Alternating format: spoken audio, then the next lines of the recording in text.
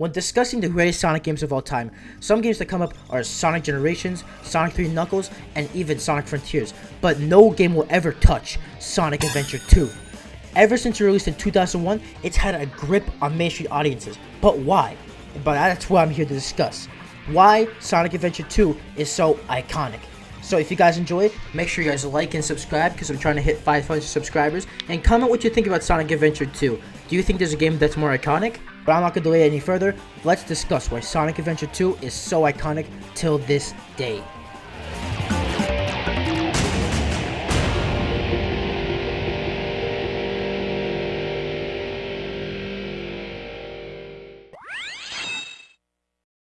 First, I want to discuss the grand scale that Sonic Adventure 2 had.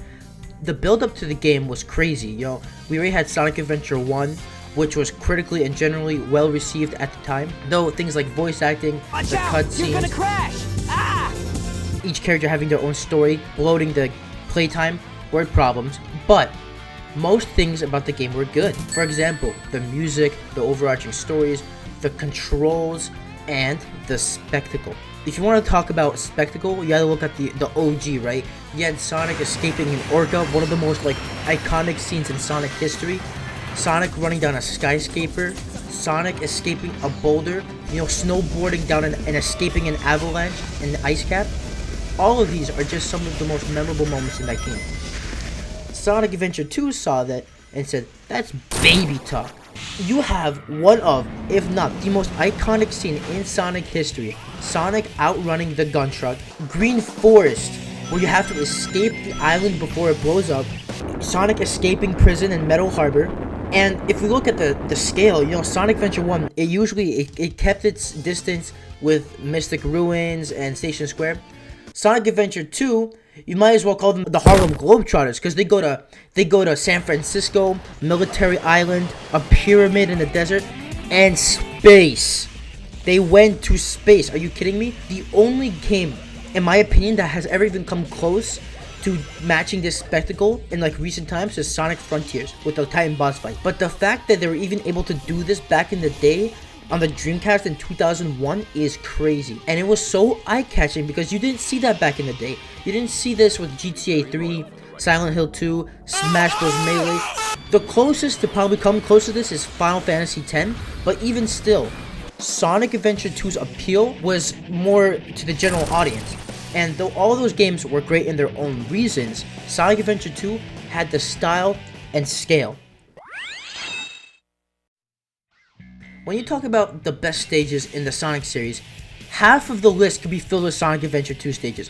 Obviously, we have City Escape, not only the most iconic first level in gaming history, but it's the pinnacle of Sonic level design, right?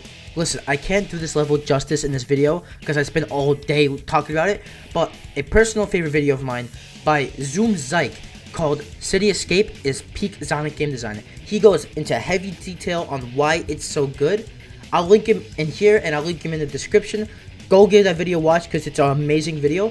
But from my personal experience from playing it, it is the perfect balance of teaching the player how to play the game and how the game works, but at the same time, it doesn't baby the player. It doesn't hold the player's hand the whole time. And listen, you can't forget about the dangerously catchy Escape from the City. We got Pumpkin Hill, a stage that lends to Knuckles' gameplay perfectly, having an open space to explore while at the same time not being super complicated or tedious like Aquatic Mine. God, bro. Oh, hell no, man. What the fuck, man? You have a level where you're literally grind railing on the bridge of San Diego and Radical Highway while escaping the cops.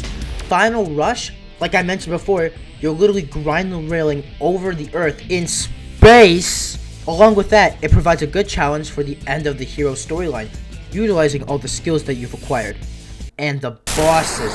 The first one was basically a normal, a non-threat, right? But it picks up quickly. Each character has a versus battle with their opposite, like Sonic vs. Shadow, Tails vs. Eggman, Knuckles vs. Rouge, and all of them are great fights, especially the final Sonic vs. Shadow fight.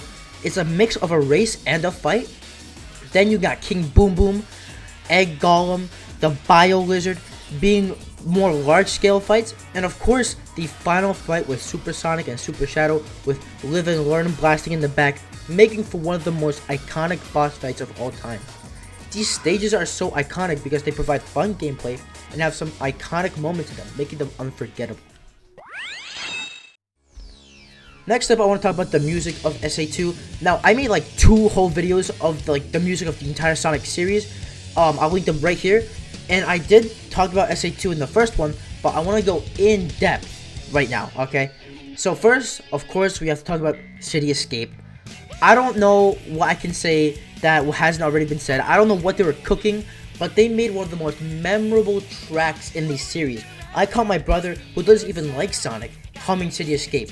Not even just that, but like it perfectly represents the character of Sonic, right? He's a free spirit, he doesn't follow a straight path, he just lets life guide him where he goes. And the song represents that perfectly.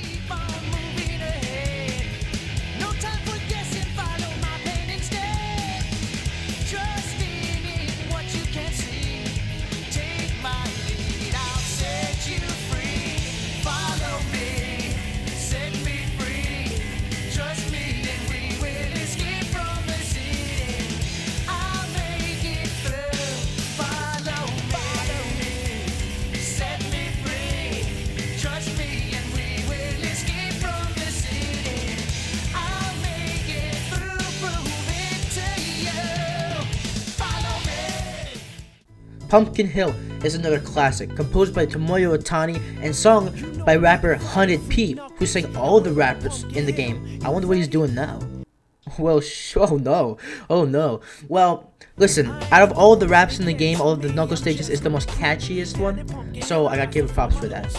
I know that it's here, I can sense it in my feet. The great emerald's power allows me to feel. I can't see a thing, but it's around somewhere. I'm gonna hold my head, cause I have no fear. This probably seems crazy, a graveyard theory. Our ghosts try to approach me and got leery. Shadow stages are a mix of rock and electronic music, to fit his dark and edgy style. The rock fits with his edgy and hard evil demeanor, and the digital touch to it gives it more like a distorted feeling to and they mesh together and it mixes so well.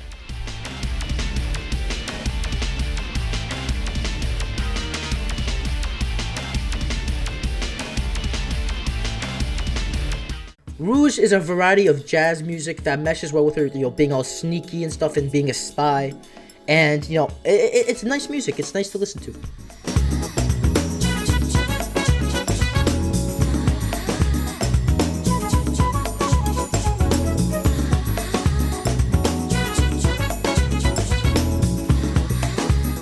And, of course, you can't forget about the main themes of the characters.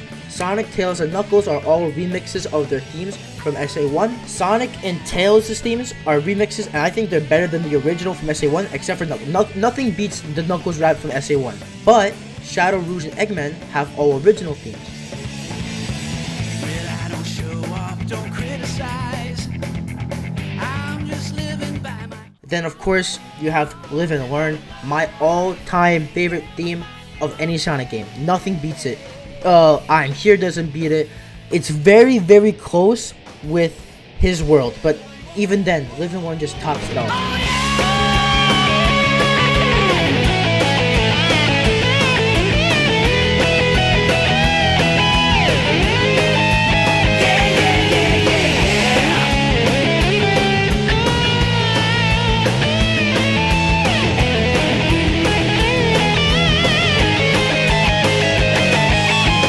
They were in the lab they were in the lab, and then they came out and they won a Nobel Peace Prize for the best soundtrack in the world. It's so memorable because it's so good. It's just that's why it's so memorable, because it's just a really good soundtrack.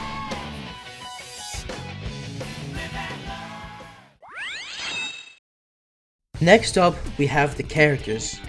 Specifically, I want to talk about the new characters. Of course, we got Sonic, Tails, Knuckles, Amy, the main gang.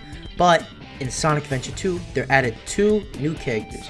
Rouge, a spy who works for Gun, and a jewelry thief, who we first see trying to steal the Master Emerald. Now, she's a good character, but besides making a few kids confused, her impact on the series doesn't even come close to the second character.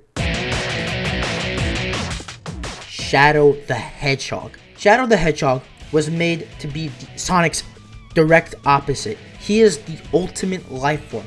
Created by Joe Robotnik, Dr. Eggman's grandfather, in SA2, he is an evil hedgehog who is hell-bent on destroying the world to get revenge on the human race for killing Maria. He's cocky, arrogant, he has a mean attitude. As the game goes on, we see his character develop as he grows relationships with the characters around him like Rouge, Eggman, and even Sonic, where at the end of the game, he gains a sense of respect for him.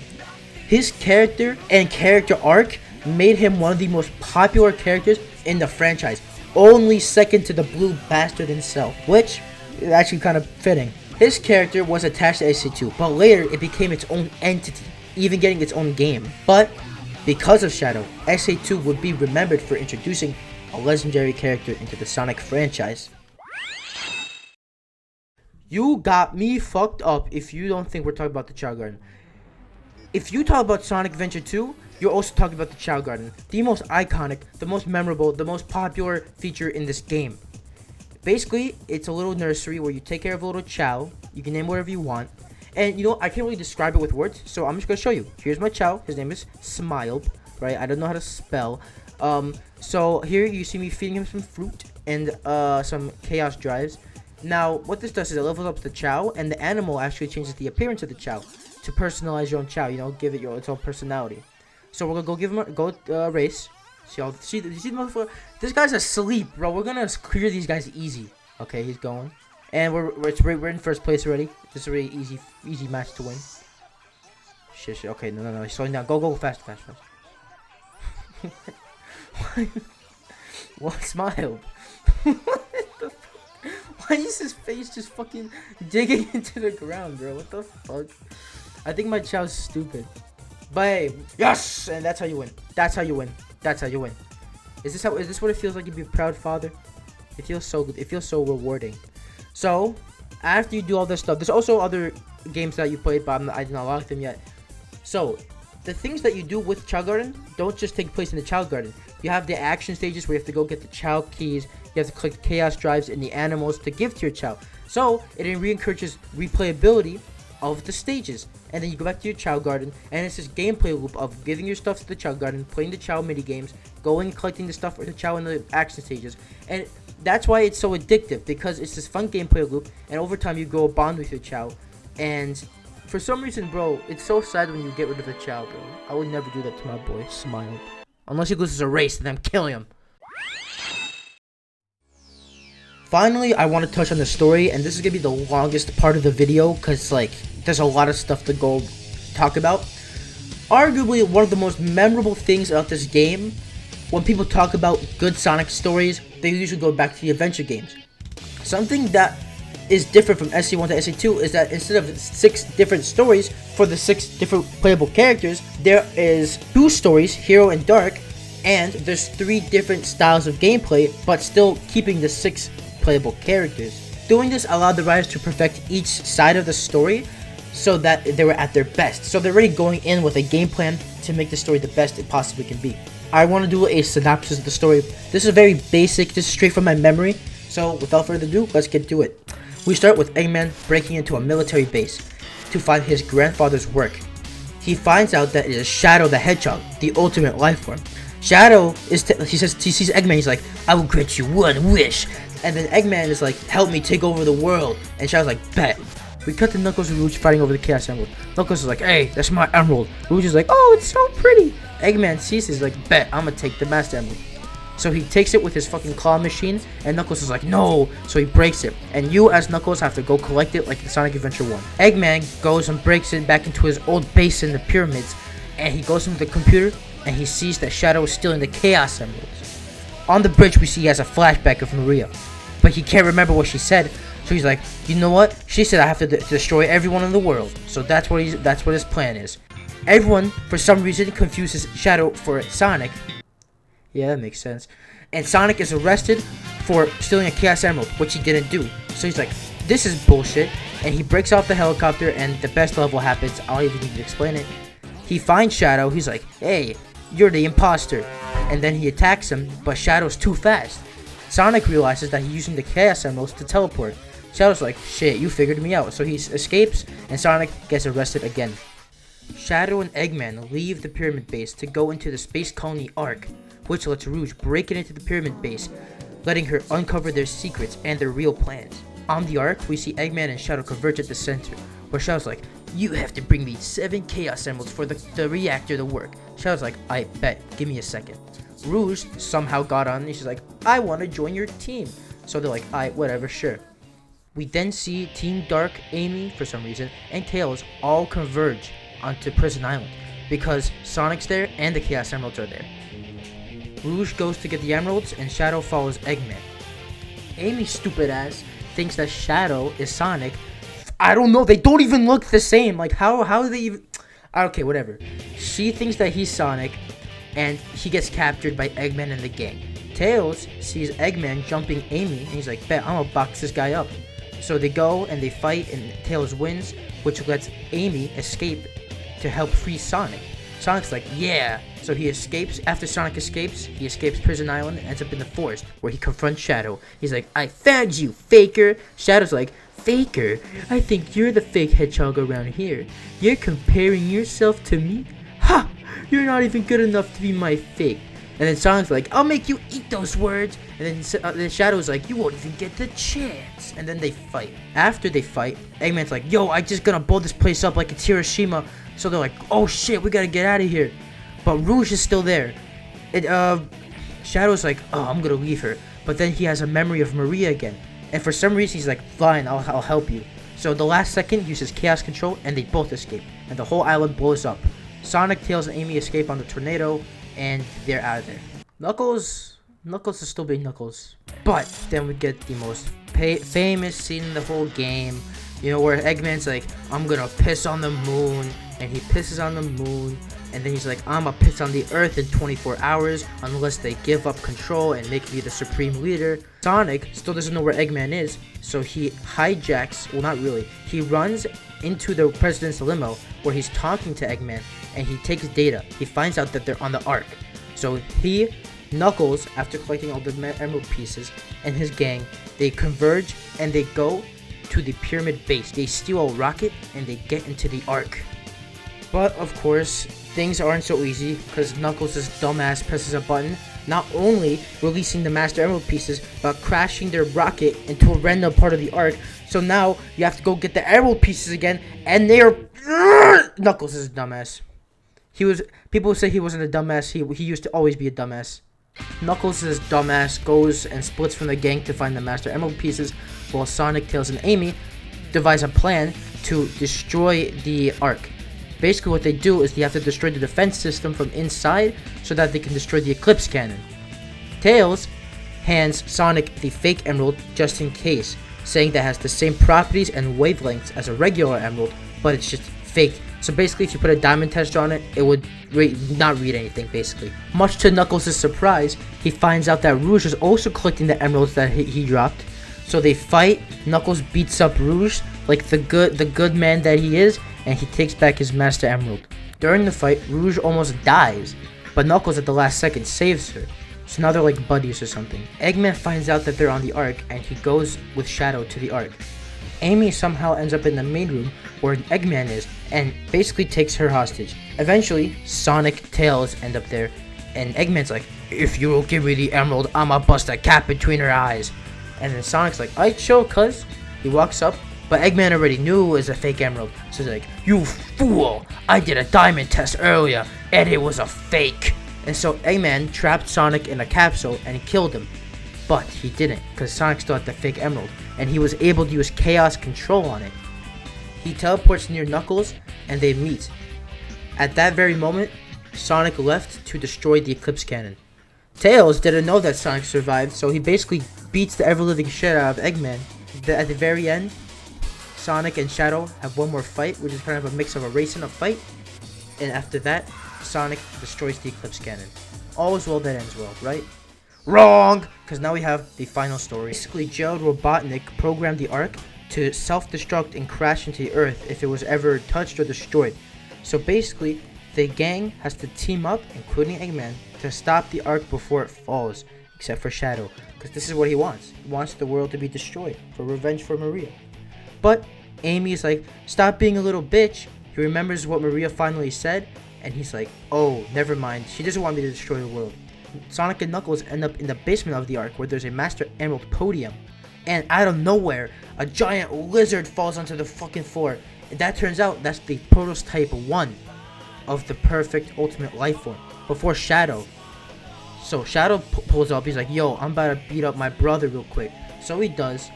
And out of nowhere, the Bio Lizard uses Chaos Control and attaches itself to the Eclipse Cannon, basically ensuring that it crashes into the Earth. So Sonic and Shadow have to team up and go Super Sonic and Super Shadow to pop its pimples and stop it from falling. It's crashing onto the Earth, but in the last moment, Shadow uses all of his energy in one final Chaos Control to move the Ark back into place, and he uses all of his energy, so he dies. And in the very end, he understands what Maria wanted from him. In the end, Sonic comes back onto the Ark, and he mourns the loss of Shadow. Tails and Eggman talk about Gerald's work in the past. Knuckles and Rouge talk about their future. And Sonic is still thinking about Shadow, and if he was ever meant to truly be evil. In the end, they go back to Earth, and in my opinion, the greatest ending theme of any Sonic game plays. The last words that Sonic says before he leaves are, Sayonara, Shadow the Hedgehog. the same last words that Maria said to him before she died. The reason that this story is so iconic is because the story beats are so memorable. Like we talked about before, the Sonic running into a rocket to go into space, Sonic escaping a helicopter, him and Shadow fighting in space, Knuckles and Rouge fighting, Tails standing up for himself and defeating Eggman. All of these moments are so iconic, and they're core foundations of Sonic and their friends and their characters and who they are as people. Shadow, story arc through this game is him evolving from a hateful, evil person seeking revenge to coming to understand the beauty of life and the meaning of life through the people around him, like Rouge, Sonic, and Amy. And his death left an impact on everybody at the time, because it was everyone's favorite, and everyone thought he was dead for real.